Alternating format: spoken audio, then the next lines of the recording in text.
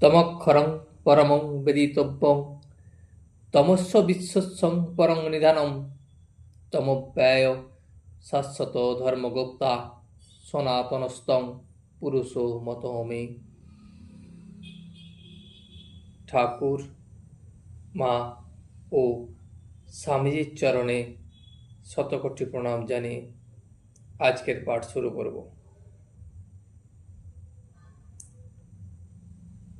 5টা বাজিয়াছে। ভক্তরা যে যার বাড়ি চলিয়া গেলেন। কেবল মাস্টার ও নরেন্দ্র রহিলেন। নরেন্দ্র গাড়ু লইয়া হাঁসপুকুরের ও ঝাউতলার দিকে মুখ ধুইতে গেলেন।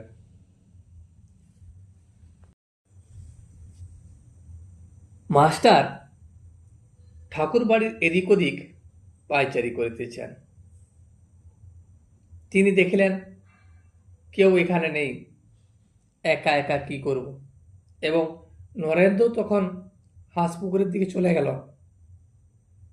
তখন মাস্টার চারিদিকে ঘোরাঘুরি করিতে লাগিলেন এবং কিয়ৎক্ষণ পরে কুঠির কাছে দিয়া হাঁসপুকুরের দিকে আসিতে লাগিলেন। দেখিলেন পুকুরের দক্ষিণ দিকে সিঁড়ির চাতালের উপর শ্রীরামকৃষ্ণ দাঁড়াইয়া। যে হাঁসপুকুরের ধার দিকে যাচ্ছিলেন, সেই হাঁসপুকুরের এক সিঁড়ির চাতালে ঠাকুর দাঁড়িয়ে আছেন এবং সেইখানে নরেন্দ্র গাড়ু হাতে করিয়া মুখ ধুইয়া দাঁড়াইয়া আছেন এবং নরেন্দ্রকে ঠাকুর বলিতেছেন, দেখ, আর একটু বেশি বেশি আসবি, সবে নতুন আসছিস কিনা। ঠাকুর চাইছেন যেন নরেন্দ্র বেশি বেশি করে ঠাকুরের কাছে আসে এবং আরো বললেন ঠাকুর, প্রথম আলাপের পর নতুন সকলেই ঘন ঘন আসে। ঠাকুরের কাছে যারা আসে, তারা যখন প্রথম প্রথম আসে, তারা খুব বারবারে ঠাকুরের কাছে আসতে থাকে। যেমন নতুন পতি। নরেন্দ্র এবং মাস্টারমশাই ঠাকুরের এই কৌতুক শুনিয়া হাসিয়া উঠিলেন। ঠাকুর বলিতেছেন, নতুন বিয়ে হলে স্বামীরা যেমন তার স্ত্রীর কাছে বারে বারে ছুটে ছুটে যায়, ঠিক সেই রকমই নরেন্দ্রকেও ঠাকুর বলছেন, তুই আমার কাছে বারে বারে ছুটে ছুটে আসবি। আবার জিজ্ঞাসা করলেন, কেমন আসবি তো? নরেন্দ্র ব্রাহ্ম সমাজের ছেলে, তিনিও হাসিতে হাসিতে বলিলেন, হ্যাঁ, চেষ্টা করব। সকলে কুঠির পথ দিয়া ঠাকুরের ঘরে আসিতেছেন। কুঠির কাছে মাস্টারকে ঠাকুর বলিলেন, দেখো, চাষারা হাটে গরু কিনতে যায়। তারা ভালো গরু মন্দ গরু বেশ চেনে। লেজের নিচে হাত দিয়ে দেখে, কোনো গরু লেজে হাত দিলে শুয়ে পড়ে, সে গরু কেনে না। যে গরু লেজে হাত দিলে তিড়িং মিড়িং করে, লাফিয়ে উঠে, সে গরুকেই পছন্দ করে। নরেন্দ্র সেই গরুর জাত, ভিতরে খুব তেজ। চাষারা যখন গরু কিনতে যায়, তারা যেমন কোন গরুটা ভালো এবং কোন গরুটা কাজ ভালো করবে সেটা বেছে নেয়। আমিও আমার ভক্তদের মধ্যে কোন ভক্তটা কতটা ভালো সেটা আমিও বেছে নিই। সেই রকম নরেন্দ্র খুব ভালো গরু, ভালো জাতের, তার ভেতরে খুব তেজ, তাকে দিয়ে অনেক কাজ করানো যাবে। এই বলিয়া ঠাকুর হাসিতেছেন। আবার কেউ কেউ লোক আছে যেন চিঁড়ের ফোলা, আর নয় চোট নয়, ভ্যাত ভ্যাত করছে। কোনো কোনো ভক্ত তাদেরকে যতই শিক্ষা দাও তাদের দিয়ে কোনো কাজ হবে না, কারণ সেই ধরনের তারা নয়। এই সব কথা বলিতে বলিতে সন্ধ্যা হইল। ঠাকুর তখন ঈশ্বর চিন্তা করিতেছেন। মাস্টারকে বললেন, তুমি নরেন্দ্রের সঙ্গে আলাপ করোগে, আমায় বলবে কিরকম ছেলে। ঠাকুর তো মাস্টারকে বললেন যে নরেন্দ্র খুব ভালো ছেলে এবং ধর্ম সম্বন্ধে নরেন্দ্রর অনেক জ্ঞান, তাকে দিয়ে ধার্মিক কাজ অনেক কিছু করানো যায়। সেই জন্য মাস্টারকেও পরীক্ষা করে নিতে বললেন যে তুমিও আলাপ করে দেখো ছেলে হিসেবে নরেন্দ্র কেমন। আরতি হইয়া গেল। মাস্টার অনেকক্ষণ পরে চাঁদনির পশ্চিম ধারে নরেন্দ্রকে দেখিতে পাইলেন এবং পরস্পর আলাপ হইতে লাগিল। নরেন্দ্র মাস্টারকে বলিলেন, আমি সাধারণ ব্রাহ্ম সমাজের, কলেজে পড়িতেছি, আরও ইত্যাদি কথা। এদিকে রাত হইয়াছে, মাস্টার এইবার বিদায় গ্রহণ করিবেন। কিন্তু মন তা যাইতে পারিতেছে না। তার ইচ্ছা আরো কিছুক্ষণ এখানে থাকি। তিনি যাইতে চাইলেও আর পারিতেছেন না। তাই নরেন্দ্রের নিকট হইতে আসিয়া ঠাকুর শ্রী রামকৃষ্ণকে খুঁজিতে লাগিলেন। তাহার গান শুনিয়া হৃদয় মন যেন মুগ্ধ হইয়া গিয়াছে।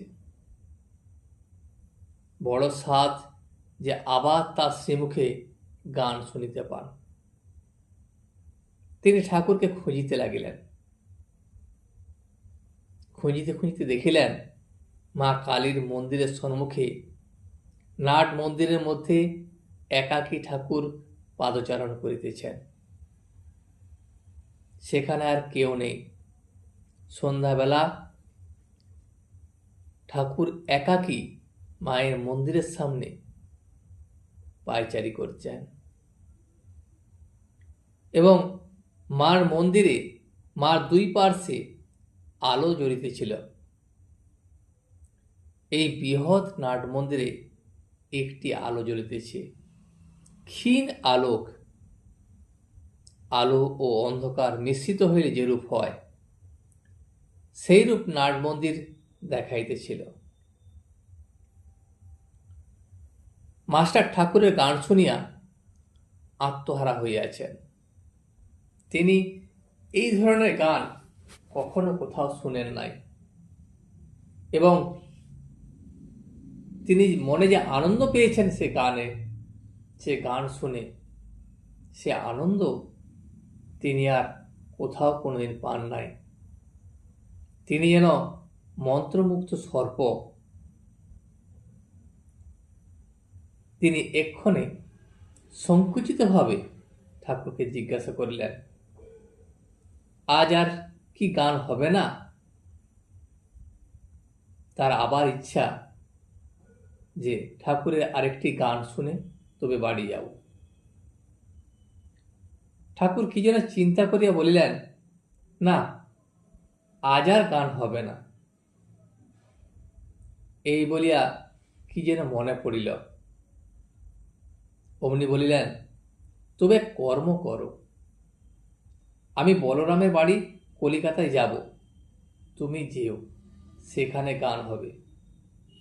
যদি তোমার গান শুনতেই ইচ্ছে হয় তাহলে কলিকাতায় এসো, বলরামের বাড়িতে, সেইখানে গান হবে। মাস্টার বললেন, যে আজ্ঞা, আমি যাব। ঠাকুর তখন আবার জিজ্ঞাসা করিলেন, তুমি জানো বলরাম বসু, বলরাম বসুর বাড়ি কি তুমি চেনো? বলরাম বসুকে তুমি জানো? তখন মাস্টার বললেন, আগে না, আমি বলরাম বসুকেও চিনি না এবং তার বাড়িও জানি না। তখন ঠাকুর বললেন, বলরাম বসু ওই যে বোসপাড়ায় বাড়ি। মাস্টার বললেন, যে আজ্ঞা, আমি জিজ্ঞাসা করব, আমি জিজ্ঞাসা করে সেখানে চলে যাব। ঠাকুর শ্রীরামকৃষ্ণ মাস্টারের সঙ্গে নাট মন্দিরে বেড়াইতে বেড়াইতে এইসব কথা বলিতে লাগিলেন। আচ্ছা, তোমায় একটা কথা জিজ্ঞাসা করি, আমাকে তোমার কি বোধ হয়? আমাকে যে তুমি দেখছো, আমার সঙ্গে যে এত কথা বলছো, আলাপ করছো, আমাকে দেখে তোমার কি মনে হয়? আমি কি সাধারণ, নাকি আমার মধ্যে অন্য কিছু আছে? ঈশ্বরবোধ বা অবতার বোধ, এসব কি আমার মধ্যে কিছু আছে? মাস্টার ঠাকুরকে এই কথা জিজ্ঞাসা করিতেছেন। মাস্টার এই কথা শুনিয়া চুপ করিয়া আছেন। কি বলিবেন তিনি খুঁজে পাইতেছেন না। ঠাকুর আবার বলিতেছেন, তোমার কি বোধ হয় আমার কয়ানা জ্ঞান হয়েছে? সেই জ্ঞান ঐশ্বরিক জ্ঞান। ঠাকুর মাস্টারকে জিজ্ঞাসা করতেছেন যে আমার সঙ্গে যে তোমরা কথা বলো, আমার কাছে আসো, আমার ভিতর কতটা জ্ঞান আছে বা আমার কতটা জ্ঞান হয়েছে? এখানে জ্ঞান বলতে ঐশ্বরিক জ্ঞানের কথা বলা হচ্ছে। মাস্টার তখন বললেন, আনা একথা বুঝতে পারছি না, তবে এরূপ জ্ঞান বা প্রেম ভক্তি বা বিশ্বাস বা বৈরাগ্য বা উদার ভাব কখনো কোথায় দেখি নাই। আপনাকে বিচার করার ক্ষমতা তো আমার নাই, তবে আমি যেটুকু দেখেছি আপনার মধ্যে এত জ্ঞান এবং প্রেম ভক্তি বা ঈশ্বরের প্রতি এতটা বিশ্বাস, এতটা উদারতা আর কোথাও কখনো কারো মধ্যে আমি দেখিনি। ঠাকুর শ্রীরামকৃষ্ণ তখন হাসিতে লাগিলেন। এরূপ কথাবার্তায় পর মাস্টার প্রণাম করিয়া বিদায় গ্রহণ করিলেন। সদর ফটক পর্যন্ত আসিয়া আবার কি মনে পড়িল, অমনি ফিরিলেন। আবার নাট মন্দিরে ঠাকুর শ্রী রামকৃষ্ণের কাছে আসিয়া উপস্থিত। মাস্টার যাই করেও যাইতে পারিতেছেন না। তিনি বারবার ঠাকুরের কাছে ঘুরে আসতেছেন। সেই জন্য আবার ঘুরে ঠাকুরের কাছে এসে নাট মন্দিরে উপস্থিত। ঠাকুর সেই ক্ষীণালোকে মধ্যে একাকী পাদচরণ করিতেছেন,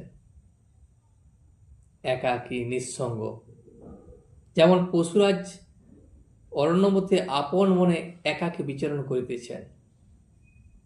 আত্মারা সিংহ একা থাকতে ভালোবাসে এবং একা বেড়াতেও ভালোবাসে, অনপেক্ষ। অবাক হইয়া মাস্টার আবার সেই মহাপুরুষ দর্শন করিতেছেন। ঠাকুর শ্রী রামকৃষ্ণ মাস্টারকে বললেন, আবার যে ফিরে এলে, তুমি বিদায় নিয়ে চলে গেলে, আবার ফিরে এলে, কিছু দরকার আছে?